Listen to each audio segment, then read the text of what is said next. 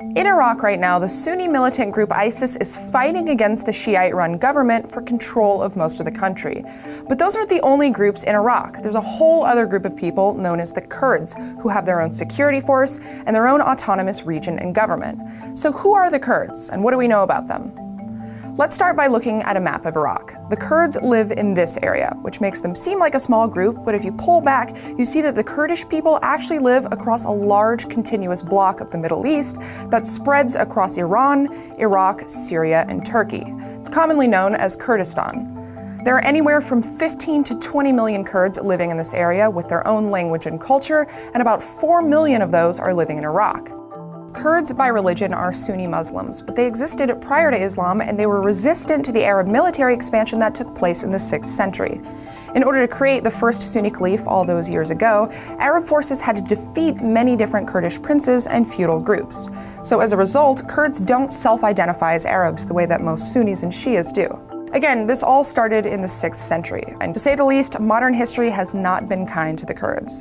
In 1920, the Ottoman Empire fell, which resulted in the Treaty of Sèvres. This formed the nations of Iraq, Syria, and Kuwait, and it was supposed to leave the option open for a Kurdish nation, but that didn't happen, largely because Turkey, Iran, Syria, and Iraq refused to recognize Kurdish independence. Ever since then, they've been a marginalized group stuck in those nations, and they've faced a lot of persecution and oppression.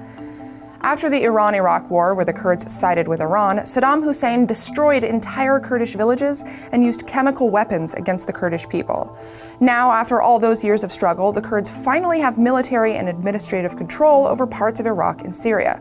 But the fighting in those countries isn't over yet, and stabilization, depending on who wins, may not be a good thing for Kurdish independence. Plus, the Kurds aren't just one united group looking to create an enormous Kurdish nation. They have numerous sub-factions and rifts. When you're talking about the Kurds in Iraq, you're talking about the Kurdistan Regional Government and their Peshmerga security forces. These are the people currently running the only autonomous region under Kurdish control.